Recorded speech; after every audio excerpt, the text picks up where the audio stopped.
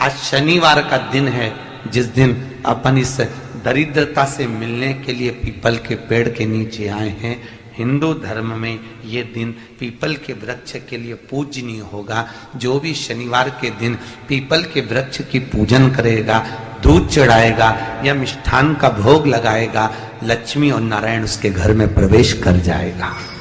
लक्ष्मी और नारायण उसके घर में प्रवेश करेगा। पुराण की कथा कह रही है कि दुनिया के सारे तीर्थ नहीं जा सकते, पृथ्वी की सारी नदियों में स्नान नहीं कर सकते, पवित्र नदियों में आप स्नान नहीं कर सकते, या किसी भी तीर्थ में जाकर एक रात्रि भी विश्राम नहीं कर सकते, या हमने जिंदगी में कोई दान करा ना करा, कोई पुण्य करा ना करा, कोई सत्कर्म करा ना करा, कोई शास्त्र पढ़ा ना पढ़ा, कोई शास्त्र सुना ना सुना, उसके बाद भी शिव महापुराण की कथा कहती है कि एक दिन में अगर मात्र एक बार भी आप शंकर के शिवालय में प्रवेश कर गए या मंदिर में प्रवेश कर गए तो सारे तीर्थ, सारी नदियां, सारे सरोवर, सारी बावड़ी, सारे तालाब, सारे कुंड के स्नान का पुण्य, दान का पुण्य प्राप्त हो जाता है, केवल शिव तत्व को प्राप्त कर लेने। शिव महापुराण की कथा कह रही है कि घर में जो दिया होता है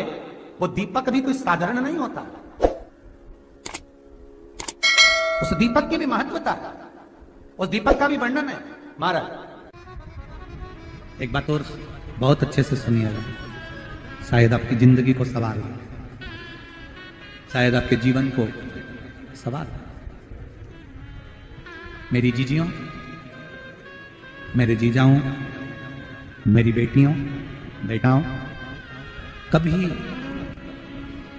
कभी मौका लगे शंकर भगवान के शिवलिंग के पास में आप बैठे हैं, यहां तक शास्त्र कहता है कि घर में अगर किसी को बहुत तेज बुखार आ गया है, बहुत तेज बुखार, और बच्चा उस बुखार में तप रहा है, बहुत तप रहा है, महाराज तुम जिस दिए में भगवान की आरती उतारते हो, जिस दिए से तुम भगवान की पूजन करते हो,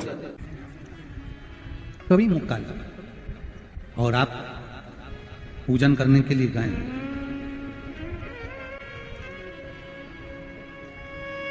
कभी पूजन करने के लिए, और आपको शंकर भगवान के शिवलिंग के पास में या शंकर भगवान के शिवलिंग के ऊपर कनेर का अगर पीला फूल देखा है ना आप लोगों ने, अरे बोलो तो जम के, देखा है?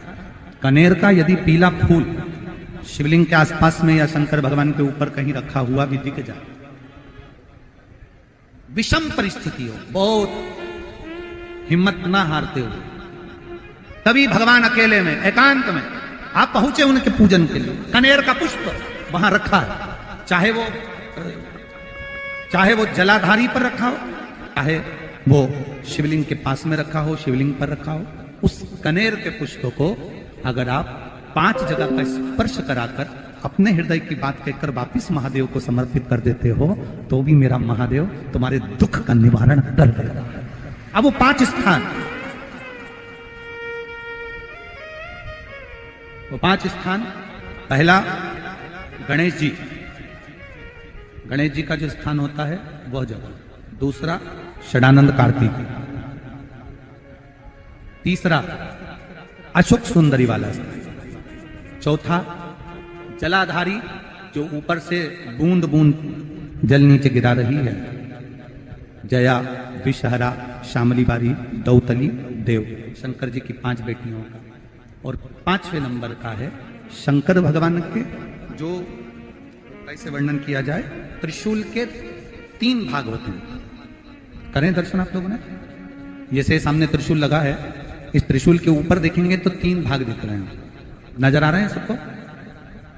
त्रिशूल का जो 3 भाग होता है, उस 3 भाग का जहां ज्वाइंट होता है, जहां मिलता है, एक जगह पर देखो तीनों भाग एक जगह पर मिले हुए, 3 भाग का जहां मिलन होता है, पंचम स्थान, ये 5वां स्थान, यहां पर स्पर्श कराकर शिवलिंग पर अपनी कामना कर कर श्री शिवाय नमस्तुभ्यम कहकर बाबा से अपने मन की बात कहकर जो समर्पित कर देता है, हम 3 महीना भी नहीं कहेंगे, हम तो कहेंगे अगर ज्यादा दुख है 3 दिन इंतजार करना, मेरा बाबा उस दुख को मिटाएगा। 3 महीना बहुत दूर, पर करना है दिल से। और कई तरह के दीपक होते हैं, दीपक का भी विधान वर्णन किया गया, उस दिए का भी वर्णन किया गया। यहां तक शास्त्र कहता है कि घर में अगर किसी को बहुत तेज बुखार आ गया है, बहुत तेज बुखार, और बच्चा उस बुखार में तप रहा है, बहुत तप रहा है, मारा, तुम जिस दिए में भगवान की आरती उतारते हो, जिस दिए से तुम भगवान की पूजन करते हो, उस दिए की बत्ती को नीचे डाल दीजिए और उस दिए को पानी की बाल्टी में धो दीजिए। कौन सी बाल्टी में? जिस बाल्टी के पानी से आप बच्चे को स्नान करा सको। मारा, केवल भगवान पर से ले जाकर, पास में से ले जाकर उस बाल्टी में थोड़ी देर डाल दो और उस बाल्टी के पानी से उस बच्चे को स्नान करा दीजिए। 15 से 20 मिनट, आधा घंटा लगेगा बच्चे का। बड़ी बेचैन दिख रही हो तुम, क्या बात है? पार्वती जी कहती है, देवव्रत, कश्मीर प्रदेश का एक भक्त देवव्रत बेलपत्री के वृक्ष के नीचे बैठकर आपका मंत्र जाप कर रहा। मैं आपको जगाना नहीं चाहती थी, पर बेलपत्री के वृक्ष के नीचे लक्ष्मी झाड़ू लगाती है, सरस्वती वीणा बजाती है, इंद्राणी उस बेलपत्री के वृक्ष के नीचे जल का सींचन करती है, 33 कोटि देवी देवता उस बेलपत्री के वृक्ष की जड़ में विराजमान होते हैं। इसलिए देवव्रत एक बार पंचाक्षर मंत्र बोलता है तो वो 33 करोड़ बार गिना जाता है, ऐसा बेलपत्री का वृक्ष होता है। बेलपत्री के वृक्ष के नीचे एक बार अगर भगवान का नाम लिया जाता है तो वो 33 करोड़ बार, 33 कोटि बार गिना जाता है। एक मंत्र केवल नमः शिवाय, ओम नमः शिवाय, नमः शिवाय, ओम नमः शिवाय, 33 कोटि बार गिना है, 33 कोटि। कितना सुंदर लिखा है। फिर वही वाली बात आ गई जो पहले कथा में कहा, अपने लिए अच्छा वाला घी छाट के लाना, अच्छी कंपनी का लाना, और जब यज्ञ करने बैठे, पूजन करने बैठे, हवन करने बैठे, भगवान का कोई पाठ पूजन करवाई, पूजा वाले दुकान पे बोलना कि पूजा का घी चाहिए। तो वो पूजा का सामान बेचने वाला भी चतुर था, उसने पूजा का ही घी दिया। तो इन्होंने पूछा, भैया ये घी कितने का? तो क्या 80 रुपए का? तो 80 रुपए का आधा किलो? तो क्या पूजा का है?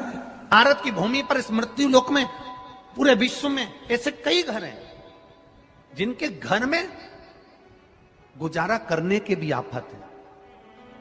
पहनने के कपड़े नहीं, किसी के यहां पर भोजन नहीं, किसी के यहां जमीन नहीं, किसी के यहां दुकान नहीं, कोई पूरी जिंदगी किराए के मकान में निकाल देता है। नहीं, मेरा एक निवेदन है, इस कथा को जितने छत्रपति संभाजी नगर के श्रोता भाई बहन श्रवण कर रहे हैं उनसे निवेदन करूंगा, आप हाथ का ठेला लगा रहे हो, सब्जी का ठेला लगा रहे हो, फल का ठेला लगा रहे हो, धक्के की जिंदगी जी रहे हो, दरवाजे पर बैठे हो, कहीं ना कहीं तुम दास्य भाव की जिंदगी जी रहे हो, तकलीफ में जिंदगी जी रहे हो, बहुत दुख की जिंदगी जी रहे हो, बहुत कष्ट की जिंदगी जी रहे हो, उनसे केवल निवेदन करूंगा, 3 महीने 2 जगह पर जल चढ़ाना प्रारंभ कर दीजिए, केवल 3 महीने। एक शंकर भगवान के शिवलिंग पर, दूसरा बेलपत्री के पेड़ के नीचे, 2 जगह पर जल चढ़ाना 3 महीने लगातार चालू कर दो, बाबा तुम्हारा हाथ पकड़कर तुम्हें उन्नति की सीढ़ी पर चढ़ा देगा। हमें कोई चमत्कार करना नहीं आता, और ना हम कोई तंत्र विद्या या मंत्र विद्या जानते हैं, ना हमारे पास में बेल है, ना हमारे पास में भभूति है, हमारे पास में तो केवल शिव का नाम है। आप श्री शिवाय नमस्तुभ्यम बोलो, ओम नमः शिवाय बोलो, नमः शिवाय बोलो, चाहे महामृत्युंजय मंत्र बोलो, उसका स्मरण करते करते भगवान शंकर के शिवलिंग पर जल, और उसी पात्र में जो जल तुमने शंकर जी को चढ़ाया है उसमें से बचा हुआ थोड़ा सा जल बेलपत्री के पेड़ के नीचे चढ़ाना प्रारंभ कर दो। अलग से बेलपत्री के पेड़ के नीचे चढ़ाने के लिए अलग से लोटा भर के जल जरूरत नहीं पड़ेगी। जो तुमने शिव जी को जल चढ़ाया, जो तुमने देवाधिदेव महादेव को जल चढ़ाया, बस उसी पात्र का जल शंकर जी को चढ़ाओ, उसमें से बचा हुआ थोड़ा सा जल बेलपत्री के वृक्ष के नीचे चढ़ाना प्रारंभ करना। कौन सा बेलपत्री का वृक्ष? जिसकी छाया आपके ऊपर आ रही है। शिव महापुराण बड़ी सुंदर बात कहता है, ध्यान दीजिएगा। जिस बेलपत्री का पौधा तुम्हारे सिर का, और ये दोनों हाथ ऊपर कर लो, अपन खड़े हुए और खड़े होकर दोनों हाथ ऊपर करे, इतना बड़ा बेलपत्री का पौधा है, उस बेलपत्री के पौधे की पत्ती को कभी तोड़कर शंकर जी को नहीं चढ़ाना चाहिए। ध्यान रखना, कितना बड़ा पौधा। आप खड़े हो जाओ और खड़े होने के बाद आपका हाथ ऊंचा कर लेना। इतना बड़ा पौधा है, उस पौधे की पत्ती बेलपत्री को तोड़कर शंकर भगवान को कभी नहीं चढ़ाना। शंकर भगवान को उस बेलपत्री को, उस वृक्ष की पत्ती को तोड़ना चाहिए जो वृक्ष तुम्हारे हाथ से थोड़ा सा ऊंचा हो, जिसके लिए तुम्हें हाथ और ऊंचा करना पड़ रहा हो।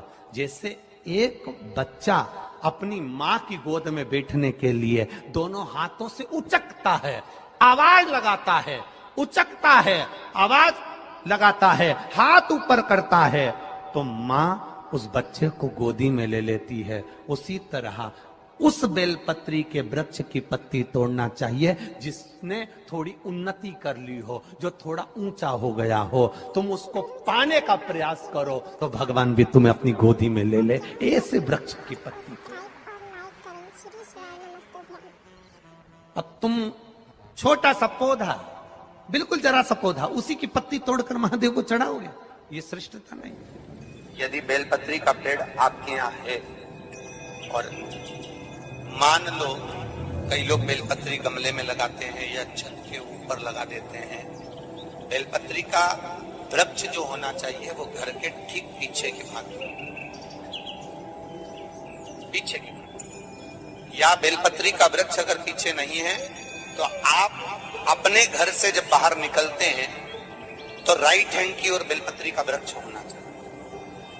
आप जब घर से प्रवेश कर रहे हैं बाहर की ओर निकल, वो सुख का अनुभव करें।